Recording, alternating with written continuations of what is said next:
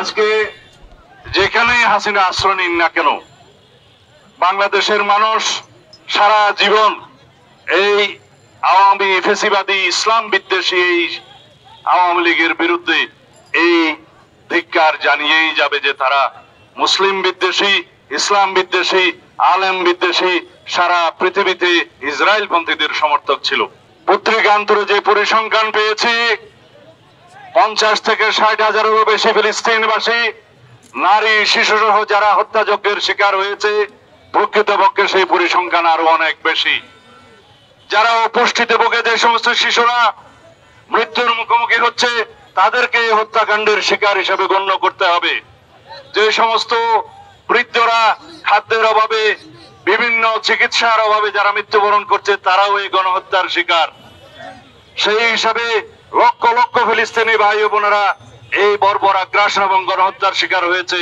সারা পৃথিবীতে আজকে কণ্ঠ উচ্চারিত হচ্ছে ইসরায়েলের বিরুদ্ধে এবং ইঙ্গো মার্কিন ষড়যন্ত্রের বিরুদ্ধে, যে ইসরায়েলিকে যারা মদত দিচ্ছে তাদেরকে সমস্ত মদত বন্ধ করতে হবে এবং ইসরায়েলের সমস্ত পণ্য আমরা বর্জন করব। তার মানে এই না যে আমরা কোনো ব্যবসায়িক প্রতিষ্ঠানে হামলা করব। গতকালকে বাংলাদেশে কিছু স্থাপনায় হামলা হয়েছে, আমরা তার নিন্দা জানাই এবং এখানে আমরা বলতে চাই সরকারের ব্যর্থতা এখানে লক্ষণীয়, আইন শৃঙ্খলা বাহিনীর ব্যর্থতা এখানে লক্ষণীয়।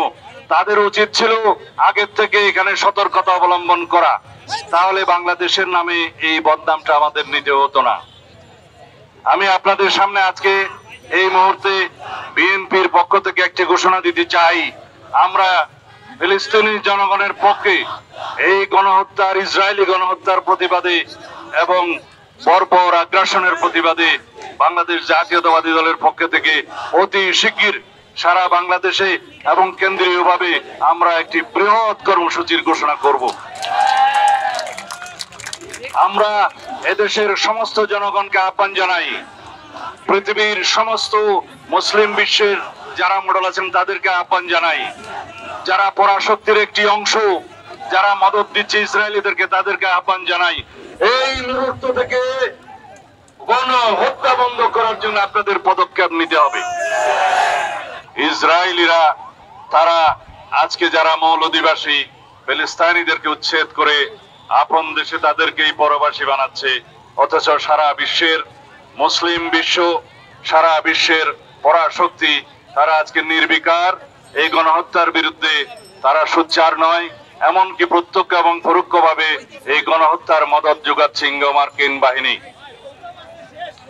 আমরা তার তীব্র নিন্দা এবং ক্ষোভ জানাই এবং সারা পৃথিবীতে মুসলিম বিশ্বের যারা মোড়ল তাদের প্রতি আহ্বান জানাই, আপনারা সারা পৃথিবীতে নির্যাতিত মুসলিমদের পক্ষে আপনাদের কণ্ঠ উচ্চকিত করবেন, আপনারা ব্যবস্থা নেবেন যাতে বিভিন্ন রকমের ষড়যন্ত্রের ফলে বিশ্বের পরাশক্তিরা যে ইসরায়েলের পক্ষে ভূমিকা রাখছে সেটা বন্ধ হয়। তাদেরকে অস্ত্র সরবরাহ যারা করছে তাদেরকে আপনারা বাধ্য করুন ইসরায়েলিদের হাতে যেন মারণাস্ত্র তুলে না দেয়, বিশ্বের সবচাইতে নির্যাতিত এই এলাকায় যাতে আর কোনো গণহত্যা না হয়। বিশ্বের ইতিহাসে বিরল এ ধরনের গণহত্যার ইতিহাস। আজকে এই ফিলিস্তিনিদের উপরে ইসরায়েল যে গণহত্যা, বর্বর গণহত্যা চালাচ্ছে, বিশ্বের ইতিহাসে বিরল এ ধরনের গণহত্যা অতীতে ইতিহাসে খুঁজে পাওয়া যায় না। সে ধরনের একটি বিশ্বে আমরা বসবাস করছি। আমরা বাংলাদেশ থেকে আমরা শুধুমাত্র সচেষ্ট রয়েছি। আমরা ধন্যবাদ জানাচ্ছি যুক্তরাষ্ট্র সহ ইউরোপের সকল কান্ট্রিতে এবং দক্ষিণ এশিয়া এবং এই বাংলাদেশের আপামর ছাত্র জনতাকে, যারা ইতিমধ্যে সকল তাদের রক্তচক্ষুকে উপেক্ষা করে রাজপথে প্রতিবাদে সামিল হয়েছে, তাদেরকে ছাত্র দলের পক্ষ থেকে ধন্যবাদ জানাচ্ছি এবং সেই সাথে নিন্দা জানাচ্ছি। গতকাল যুক্তরাষ্ট্রে 5 বাংলাদেশি সহ প্রায় 400-এর মতো শিক্ষার্থীদেরকে ভিসা বাতিল করা হয়েছে। আমরা এই যুক্তরাষ্ট্রে এই ট্রাম্পের এ ধরনের পদক্ষেপকে ঘৃণা জানাচ্ছি, নিন্দা জানাচ্ছি এবং ঘৃণা করে প্রত্যাখ্যান করছি।